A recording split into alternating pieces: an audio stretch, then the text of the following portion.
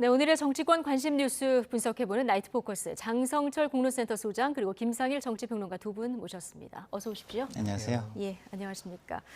주말에 두 번째 검찰 조사를 받은 이재명 민주당 대표 오늘 예정에 없던 기자간담회를 열었습니다.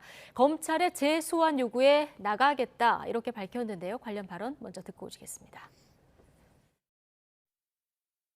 제가 부족해서 대선에서 패배했기 때문에 그 대가를 치르는 것이라고 생각하고 모욕적이고 부당하지만 패자로서 오라고 하니 또 가겠습니다. 주중에는 좀 일을 할 수 있게 좀 주말을 활용하면 좋겠다는 생각이 들고요. 변호인과 협의를 해보도록 하겠습니다. 앞으로 수사에 어떻게 임할지는 그때 가서 결정할 텐데 기본적으로 진술할 내용은 이 안에 다 들어있다 이렇게 말씀드리겠습니다. 이 진술서로 진술을 가름한 것이 묵비권 행사인지는 우리 국민들께서 충분히 판단하실 것 같습니다. 언어에는 의미가 있지요. 충분한 검증이 필요하다는 의미하고 보복을 위해서 조작을 해도 된다라는 건 좀 다른 겁니다. 네. 모욕적이고 부당하지만 대선 패자로 오라고 하니까 내가 또 나가겠다. 이렇게 검찰에 나가겠다는 이유를 밝혔거든요. 어떻게 들으셨습니까? 세 가지 이유 때문이 아니냐라는 네. 생각이 듭니다. 첫 번째는 구속영장을 좀 피하려고 하는 것 같아요. 만약에 소환 조사에 응하지 않으면은 자꾸 피해 다니고 진술 안 하려고 합니다. 신병을 확보해야 됩니다. 그런 빌미를 줄 수가 있다라는 생각이 들고요. 변호사인 만큼 너무나 잘할 것이다. 네. 예. 그리고 두 번째는 탄압 이미지를 주고 싶어 하는 것 같습니다. 정치 검찰의 불법적인 저런 보복 수사에 내가 항변을 하고 싶다. 나가서 국민 여러분께 제대로 말씀드리고 싶고요. 그리고 검찰에 나가서 내가 하고 싶은 얘기 진술서라도 내가 다 하겠습니다. 내가 끌려가는 겁니다. 나 억울합니다. 그런 예. 이미지를 주고 싶어 하는 것 같고 세 번째는 조사를 받아보니까 검찰이 별거 없는 것 같다. 제대로 조사가 안 돼 있는 것 같다. 결국에는 유동규 씨, 남욱 씨의 진술밖에 없다. 정황적인 진술, 예. 증언, 다른 증거 자료 없는 것 같다. 그래서 내가 재판에 가더라도 충분히 나의 무죄를 입증할 수가 있을 것 같다. 그렇기 때문에 내가 나가서 예. 또 그냥 서면 진술서로 내 의견을 얘기만 하면 나는 그렇게 큰 문제가 없을 것 같다라고 생각한 것 같아요. 예. 그래서 검찰의 여러 가지 소환과 조사에 적극적으로 반박을 하겠다라는 의지의 표현이다. 그렇게 말씀드립니다. 그러니까 검찰 그 소환에 응할 때 주말에 나갈 때만 해도 다시 부르면 안 나갈 것 같은 분위기였는데 오늘 왜 입장이 바뀌었을까 이게 궁금했거든요. 지금 세 가지로 분석을 해주셨어요. 네. 영장 청구에 빌미를 줄까 봐 아니면은 탄압 이미지 좀 부각시키려고 또 하나가 검찰이 스모킹건을 갖고 있지 않은 것 같다 이런 느낌 받았을 수 있다 얘기하셨거든요. 어떤 이유가 가장 크다고 보십니까? 저는 기본적으로는 이게 정적을 제거하기 위한 보복 수사다라는 거를 이제 보여주기 위해서 여론전에 나섰다 예. 이렇게 생각을 합니다. 왜냐하면 그동안의 검찰의 시간 동안 피의사실 공표를 통해서 자신을 굉장히 악마화하고 마치 그 사실인 듯한 기사들이 많이 쏟아졌잖아요. 그래서 본인이 방탄 프레임 이미지에 많이 손해를 보고 거기에 프레임에 걸렸다 이렇게 좀 생각하는 것 같아요. 근데 그 프레임을 벗어나기 위해서 민생 행보를 굉장히 많이 했거든요. 네. 근데 그 민생 행보가 별로 블랙홀에 자꾸 빨려 들어가면서 그 득점을 못하는 상황 속에서 이제는 이거에 대한 여론전에 직접 뛰어들어야 되겠다 이런 생각을 한 것 같고요. 그리고 지난번 약식 기자회견을 통해서 혼자 나가겠다. 이게 굉장히 좋은 반응을 또 일으켰잖아요. 그 좋은 반응에 대한 학습 효과도 좀 있는 것 같고요. 그리고 장성철 소장이 얘기한 것처럼 검찰에 가서 저쪽의 전략도 파악이 되고 나는 진술을 안 하니까 크게 손해볼 게 없다라고 해서 이해득실 차원에서도 좀 판단이 쓴 것 같은 그런 생각이 듭니다. 그리고 부당하지만 악한 제도도 내가 제도를 지킨다라는 어떤 안정감 있는 정치인의 모습도 보여줄 수 있는 것이죠. 이런 이유로 이제 여론전을 좀 생각하는 것 같다. 자, 주말 조사 받으러 들어갈 때 윤석열 검사 독재 정권 3번 얘기했고요. 항상 하던 얘기죠. 예, 나올 때는 또 기소 목적으로 사건을 조작했다. 이 얘기도 뭐 또 하지 않았습니까? 하던 예, 정부와 검찰을 굉장히 강하게 비판했는데 조금 전 이제 기자 질문에서 들으셨지만 2017년에 페이스북에 남겼던 글이 또 새롭게 이러다 보니 조명을 받아요. 그렇죠. 검찰과 언론은 모든 대선 후보 탈탈 털어 주십시오라고 얘기를 했었잖아요. 그때의 이재명과 지금의 이재명은 다른 사람인가 아니면 같은 사람인가 아니면은 본인에 대해서 검찰이 탈탈 터는 것에 대해서 좀 항변하고 싶은 게 진짜 이재명인가 그런 것에 대한 좀 다른 문제제기가 있는 것 같습니다. 이재명 당대표가 이전에도 명언 같은 얘기를 했죠. 예. 적폐청산이 정치 보복이면 그런 보복 매일 해도 괜찮습니다라고 얘기를 했잖아요. 그러니까 지금은 이재명 당대표가 성남시장 시절에 저질렀던 비리 혐의 의혹들이 사실인지 아닌지 우리는 알 수가 없죠. 예. 지금 진행되는 것을 보면 검찰이 아직 방금 전에 앵커께서 말씀하셨던 것처럼 제대로 된 스모킹건을 확보하지 못한 것 같아요. 그래서 지속적으로 이재명 당대표는 비리 혐의자예요, 범죄 혐의자예요 라는 이미지를 국민들에게 주고 싶어 하는 것 같다라는 좀 생각에는 예. 저도 일견 동의를 합니다. 그렇더라도 이재명 당대표 스스로도 상당히 반성해야 될 부분이 많이 있다. 본인이 임명했던 유동규 성남도시개발공사 직무대행 누가 임명했습니까? 그리고 측근, 분신같은 김용, 정진상 구속됐습니다. 검찰이 구속영장 청구한다고 해서 법원이 항상 구속영장 다 내주는 건 아니잖아요. 범죄 혐의가 입증이 됐기 때문에 예. 구속된 거 아니겠습니까? 그런 것에 대해서는 왜 본인이 항변을 하거나 아니면 국민들께 또한 죄송하다? 이런 얘기를 안 합니까? 그냥 나는 잘못됐어요. 검찰이 정말 잘못된 거예요. 정치 보복이에요. 이런 말만 되풀이한단 말이에요. 예.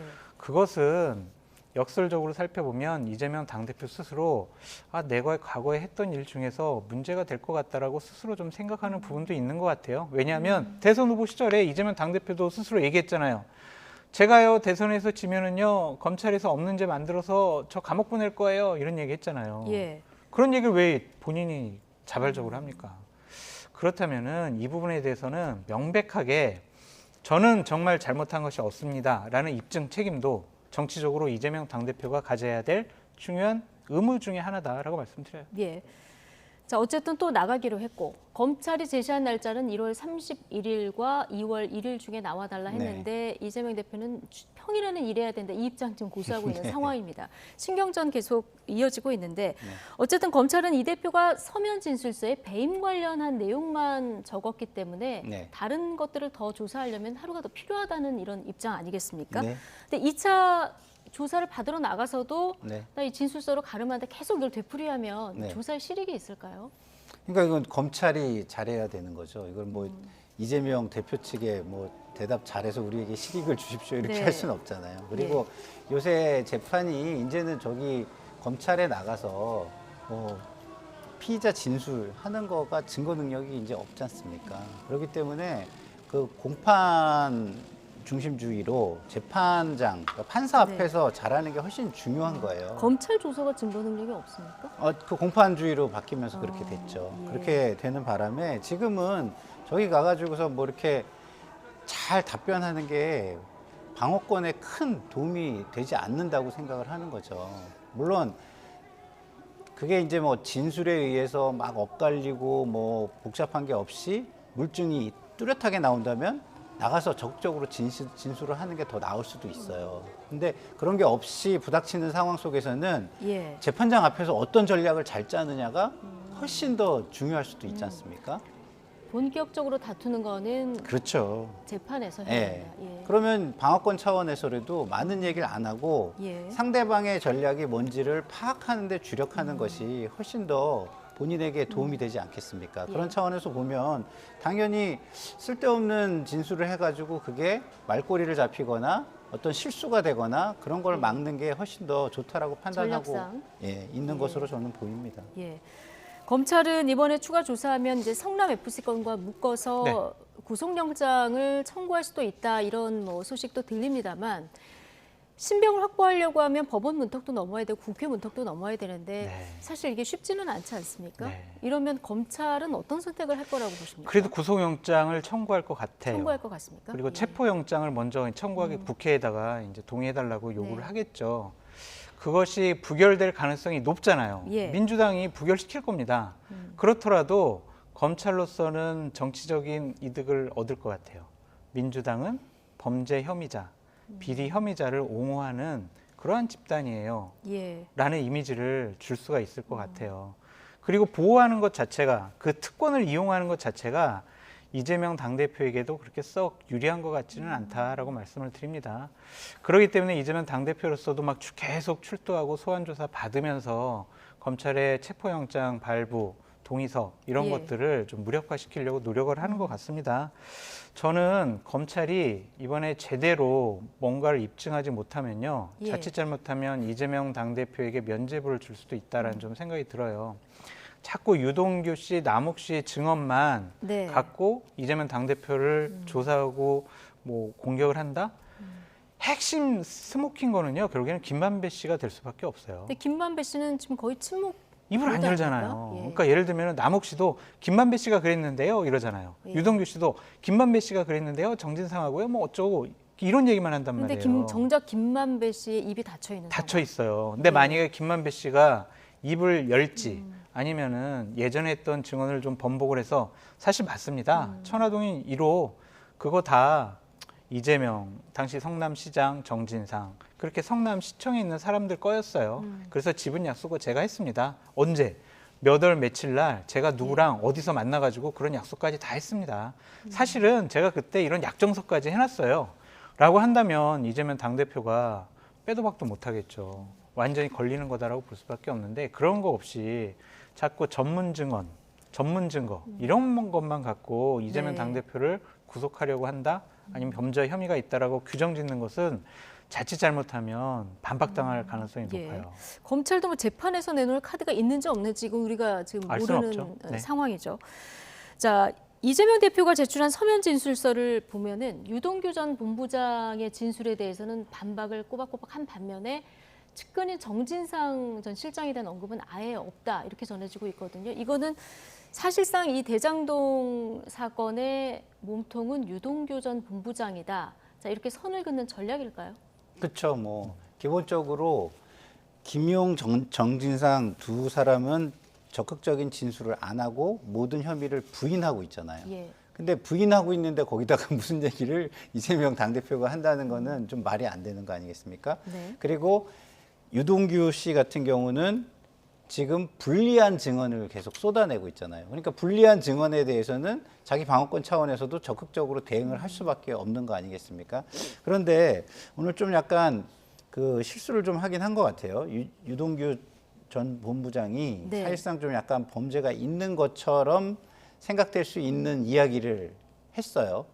누가요? 유동규 전 아니 이재명. 이재명 예, 대표께서? 그러니까 네. 이제 뭐 유동규가 그 범죄를 예. 그 저질렀다 하더라도 나에게 이야기할 이유가 있냐 뭐 이런 취지로 말씀을 네네네. 하셨잖아요. 근데 이거는 제가 볼 때는 가정법을 좀 더 강조를 했어야지 안 그러면 자칫 잘못 들리면 국민들한테 그럼 유동규는 죄가 있다고 지금 인정을 하는가 이렇게 들릴 수가 있잖아요. 이 부분은 좀 더 확실히 명확하게 했어야 하지 않나 이런 생각이 들고요. 왜냐하면 유동규가 유죄다 이렇게 되는 순간 아까 우리 장성철 소장이 잘 얘기했잖아요.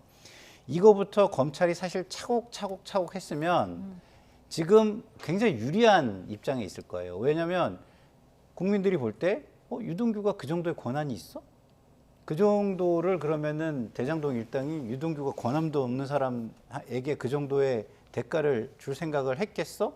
등등 이런 걸로 자연스럽게 이어지게 되는데 예. 너무 수사를 과도하게 하다 보니까 이런 오히려 국민의 동의를 얻어가면서 한 발씩 나갈 수 있는 수사를 너무 이렇게 점프를 뛰어서 하니까 국민들은 지금 이재명 대표가 직접적으로 지금 증거가 뭐가 있어 여기에 더 집중을 하게 되잖아요. 예. 시간이 지날수록. 네, 시간이 지날수록 이거는 제가 볼 때는 검찰의 패착이 아닌가. 그리고 과도한 욕심이 그리고 과도한 수사가 불공정한 수사가 오히려 우리 장 소장 말씀하신 대로 자칫 잘못하면 그 면죄부를 줄 수 있는 분위기로 갈 수도 있지 않을까 이런 생각도 듭니다. 예. 자, 어쨌든 지금 몸통으로 몰린 유동규 전 본부장. 오늘 그 변호사가 공당의 대표가 힘없는 개인에게 책임 떠넘긴다면서 오늘 정면으로 반박을 했는데, 자, 발언을 듣고 오시겠습니다. 유동규 전 본부장님은 공당의 대표가 권력을 이용하여 한때 자신을 돕기까지 했던 힘없는 개인에게 모든 책임을 떠넘기려는 태도에 대해 개탄스러운 입장을 가지고 있습니다. 만일 대장동 사업과 같은 어마어마한 사업에 도움을 주고 유동규 본부장 개인이 지분을 받기로 했다면 상식적으로 약정서를 작성하는 등 지분에 대한 최소한의 장치라도 해두었을 것인데 여기에는 어떠한 안전장치도 없었습니다. 이것은 그 지분이 이재명의 것이어서 그 누구도 건드리지 못할 것이라 생각했기 때문입니다.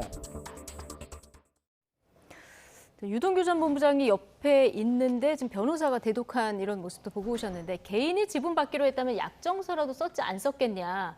천화동인 1호는 이재명 것이라 아무도 못 건드릴 거라고 생각했고 그런 안전장치가 없었다. 이렇게 지금 주장을 하고 있는데 좀 설득력 있어 보입니까? 그러니까 저 유동규 씨랑 남욱 씨의 증언은 지금 일치해요. 유동규 씨는 저렇게 증언했고요. 남욱 씨도 오늘 뭐라고 증언을 했냐면 김만배 씨가 그랬는데요. 유동규 정진상에게 자신의 민간 사업자 지분 절반을 준다고 계속 얘기를 했었다. 천화동인 1호에서 돈을 빌릴 때 사업비 명목으로 돈을 빌렸거든요.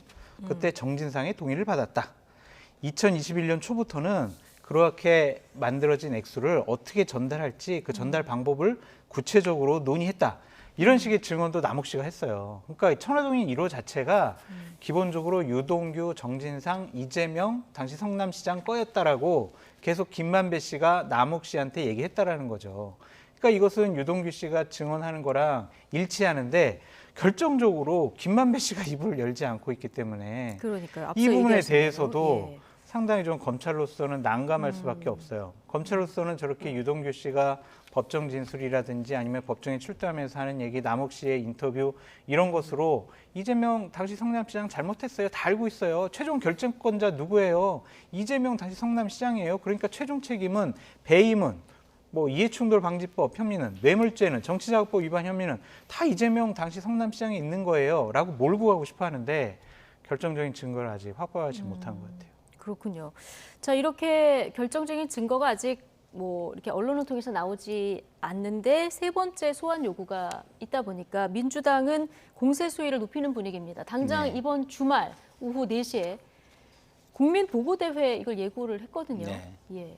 뭐 어떻게 보십니까? 글쎄요, 어떤 형태로 할지가 관건이라고 저는 생각을 네. 해요. 너무 과도하게 하면 오히려 방탄 프레임만 강화해주는 성격이 될 수도 있고요. 이재명 대표도 마지막에 와서 연설을 한다 이렇게 전해지고 있는데요. 그렇다 하더라도 결국에는 오는 분들이 전부 다 강성 지지층 위주로 올 텐데 그 자리가 국민들이 볼 때 뭐 합리적인 설명을 해내거나 굉장히 공감이 가는 이야기들을 잘 그 정리를 하는 자리가 되거나 이런 자리가 못 될 가능성이 있잖아요. 네. 그러면 제가 볼 때는 국민들 입장에서는 하는 얘기 계속 하면서 지지층만 계속 또 결집하고 시끄럽게 하는구나 이렇게 느낄 수가 있어요.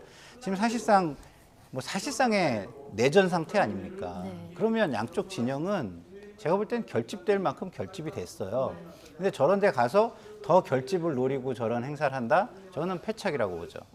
왜냐하면 오히려 그 중도층이나 합리적인 어떤 층에 어떤 눈살을 찌푸리게 하는 그런 결과만 얻을 수 있거든요. 저런 자리는요, 차라리 아주 차분하게 그 팩트들을 정리해서 이런 부분, 지금 얘기하고 있는 부분이잖아요, 저희가. 이런 건 전문 진술뿐이 없습니다.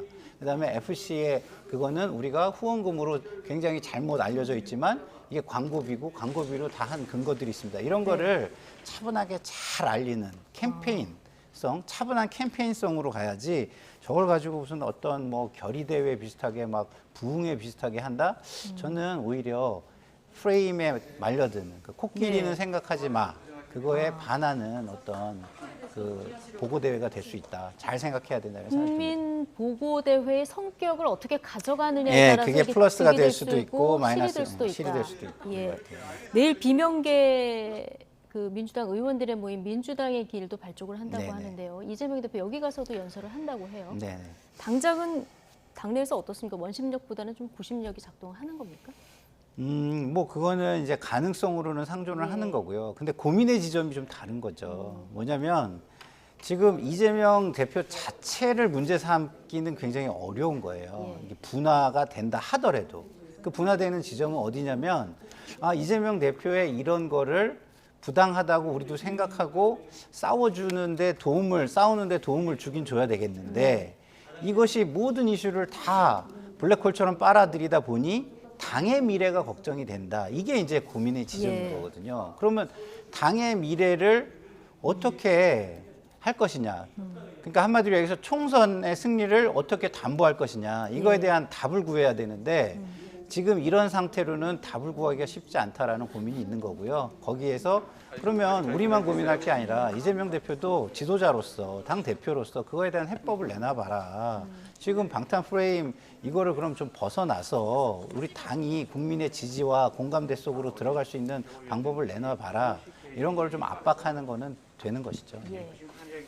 자, 앞서 김창일 평론가께서 장애 집회 성격에 따라서 민주당이 득이 될 수도 있고 실효될 수도 있다 이렇게 전망을 하셨는데 어떤 성격이 될 것 같습니까? 결국엔 지지층 모아놓고 내 편 좀 들어주세요. 저 억울해요. 저에게 힘 좀 주세요. 네. 그러한 고자질 대회가 될 수밖에 없다라고 저는 생각이 들어요. 그렇게 갈 수밖에 없다. 정치 검찰 네. 나빠요. 저 진짜 대선 후보였는데 저에게 정치 보복하고 있어요. 윤석열 정권 나빠요. 이런 얘기를 하겠죠. 지지층은 환호하겠죠. 같이 분노할 거예요. 와, 윤석열 정권 타도하자 막 이럴 거예요. 근데 하지만 이재명 당대표가 불법적인 비리 혐의가 있다라고 생각하는 다수의 국민들에게는 저러한 모습도 좋지 않게 보일 거예요. 김상일 평론가께서 말씀 잘해 주셨듯이 지금 여당, 야당 모두 지지층을 보고 하는 정치는 그만해야 돼요. 중도층과 무당층, 지지정당 없음, 그런 합리적인 상식적인 선택을 하려고 하는 국민들에게 얼마나 더 우리 측의 입장을 이해시킬 수가 있느냐, 그것을 생각해야지. 자, 일단은 내 편부터 확실하게 묶어두자. 우리 내 편 많이 들어줄 사람들을 많이 확보하는 게 중요해. 그렇게 생각하면요 점점 축소돼요. 왜소화돼요.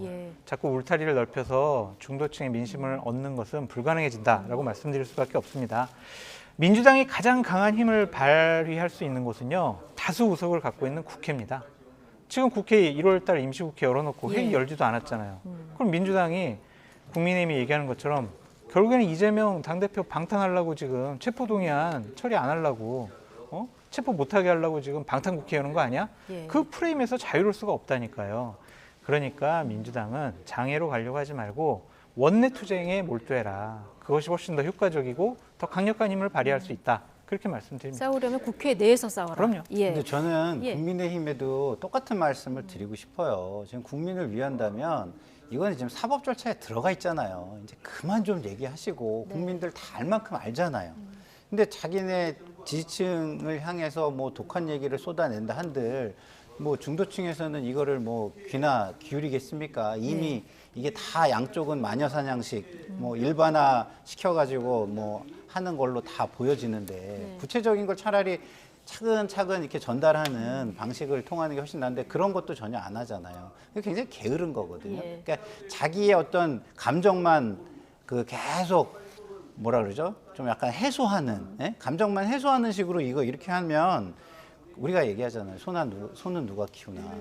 그러면 국민을 위한 일은 누가 합니까? 이제는 진짜 이건 사법 절차에 맡겨놓고 야당뿐만 아니에요. 여당도 좀 그렇게 하자고 신사협정을 맺고 정말 국민을 위해 모든 어떤 국민을 위한 일을 잘하는 정당, 유능한 정당, 이 경쟁을 선언을 좀 해주셨으면 좋겠어요. 여야 모두 공이 그만 싸우고 일 좀 했으면 좋겠다. 두 분 의견이 이렇게 모아졌는데 그런데 오늘 회의 시간에서 또 날선 발언들을 이어갔습니다. 듣고 오시겠습니다. 진술서로 대신할 조사라면 출두하지 말고 진술서를 등기 우편으로 보내면 되는 일입니다. 당당히 맞서 싸우겠다고 큰소리 쳐놓고 불리한 질문이 나오면 입을 닫아버리는 비겁한 허풍을 떨었습니다. 뉴스에 가치도 없는 부패한 정치인의 추한 궤변을 국민들께서 더 들어서야 되겠습니까? 이재명 대표님 왜 이리 떠십니까? 쫄지 마십시오. 성남 시민에게 엄청난 혜택이 돌아가게 한 대한민국 지자체장의 롤 모델 아닙니까? 이게 상을 줄 일이지 벌을 줄 일입니까? 윤석열 검사 독재 정권은 지금 인디언 기후제를 지내고 있습니까? 먼지가 나올 때까지 털어도 먼지가 나오지 않으면 먼지를 제조할 생각입니까? 윤석열 정권 그러다 먼지처럼 사라질 것입니다. 아주 날선 발언들이 또 오갔습니다. 정말 국회는 언제 일어나 국민들도 자, 이런 생각 하실 것 같은데 자, 이재명 대표가 0.73% 포인트 차로 대선에서 지고 네. 지방선거에서 본인은 의원이 됐지만 또 네. 선거에서 지고 네. 그렇지만 또 당대표로 들어온 이후에 네. 자, 국회가 계속 이제 방탄 논란만 계속되고 그렇죠. 있는 상황이거든요. 네, 이런 상황을 네. 안 만들었다면 지금 민심이 민주당에 더 호의적이었을까요? 저는 그렇게 생각하죠. 왜냐하면 사실은 국민들 제가 이렇게 다양한 계층을 저도 많이 만나는 편이라고 제가 자부하는데 네.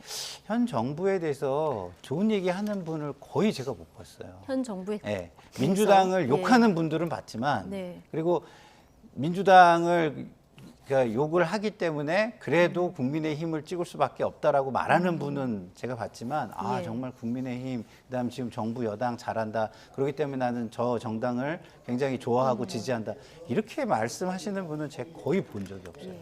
그렇기 때문에 저는 만약에 그거에 대한 반사 이익을 우리가 왜 못 보고 있는가?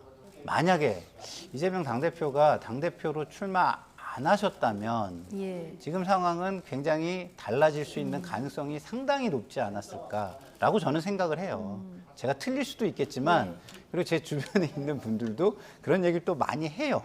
예. 그런데 이제 뭐 이런 오히려 얘기하면 그럼 지금은 이재명 대표 사법 리스크의 예. 그 반사 그 이익을 여당이 보고 그렇죠. 있는 여당이 것이라는 보고 거죠. 있는 거죠. 그리고 그런 얘기는요. 여당 쪽에서도 굉장히 많이 회자됐었어요. 예. 실제로 제가 또 여당 인사들하고 얘기해 보면 이걸 가지고 총선을 치르려고 한다라고 얘기하는 분들도 있었어요. 그리고 그렇기 때문에 이재명 대표의 수사를 뭐 작년 11월에 좀 아주 강하게 드라이브를 걸려고 했는데 그렇지 않고 이걸 좀 길게 가져가기로 했다. 이런 말도 회자가 됐었어요. 사실인지는 잘 모르겠지만 정치권에 그렇게 많이 회자가 됐던 건 사실입니다. 그러니까 이게 하나의 또 큰 전략으로 진짜로 뭐 생각할 수 있는 가능성도 충분히 존재하는 부분이죠. 예. 자, 조국 전 장관 1심 재판이 2월 네. 3일에나 나온다고 하더라고요. 거의 3년 정도 그렇죠. 된 거죠. 이재명 대표 만약 검찰이 기소하고 재판을 받게 돼서 만약에 1심 판결까지 받게 되려면 뭐 적어도 내년 총선은 지날 것이다 이런 전망이 그렇죠. 우세한데 네. 앞으로 정부가 어떻게 될 것 같습니까? 결국에는 길게 끌고 싶어 할 거예요. 검찰이든 국민의힘이든.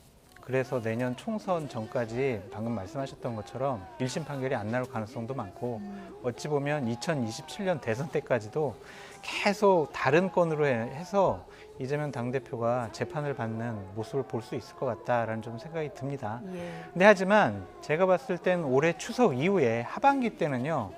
만약에 국민의힘 같은 경우에 대통령 지지율이 지금 수준에 머물러 있다면 대통령 지지율이 그 정도 머물러 있는데 민주당의 지지율도 높지 않다면 네.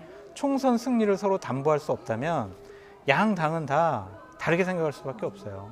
현 지도부를 갖고 총선을 못 치른다. 우리가 총선 승리할 수 없다. 무조건 비대위 가게 돼 있어요. 그래서 지지율에 달려 있다라고 보여지는데 네. 민주당은 상당히 좀 불리해 보이는 부분이 많이 있어요. 어쨌든 검찰과 정치권에서 이재명 당대표는 사법 리스크로 인해서 범죄 혐의가 있어요. 범죄가 혐의가 곧 증명이 될 거예요. 오늘도 봐보세요. 쌍방울 건과 관련해서 변호사비 대납과 관련해서 대북송금과 관련해서 김성태 전 회장이 다른 얘기들을 막 쏟아내고 있잖아요. 예. 이재명- 주변에 진술했다는 다른 언론사의 보도 말씀하시는 그렇죠. 거죠? 그러니까 뭐 전화 통화했어요. 뭐 그래서 이재명 당대표가 뭐 북한 방문하는데 도움이 되라고 300만 달러 제가 더 지원했습니다. 이런 식의 증언들이 계속 나오잖아요. 그러면은 이 또한 뭐 전원이고요. 전원이죠. 그냥 증언. 예. 그런 증언들이 계속 나오면 이재명 당대표로서는 상당히 곤혹스러울 수밖에 없어요. 예. 그런 점들을 어떻게 극복할 것이냐가 문제고 저는 성일종 정책의장께 좀 말씀드리고 싶은데 국민의힘 지도부 이재명 당대표에 대해서 융단 폭격하는 거 이해가 돼요. 아 이재명 당대표는 불법, 비리, 혐의자예요. 규정하고 싶어 하겠죠. 프레임에 가두고 싶어 할 예. 거예요. 근데 정책위 의장은 좀 빠지셨으면 좋겠어요. 지금 가스비, 난방비 때문에 국민들 얼마나 힘들어하고 있습니까? 대통령께서는 오늘 1,000억 예비비까지 승인을 하시면서 어려운 사람들 난방비 보조해줘라 이런 식의 얘기까지 했잖아요. 정책 관련 발언을 좀 했으면 아, 좋겠다. 그럼요. 예. 이런 난방비 문제 어떻게 처리할지, 민생 경제 어려운 거 어떻게 극복할지 정치위 의장은 그런 얘기 해야 돼요. 예. 이렇게 정치적인 공격은 당대표나 원내대표나 대변인한테 맡기시고 제발 정책과 관련해서 국민들이 속 시원하게 좀 야, 네. 국민을 위해서 참 정치위의장 일하고 있구나 그런 기분 들 수 있도록 좀 네. 노력해 주세요. 난방비 얘기 잠시 뒤에 좀 해보기로 하고요.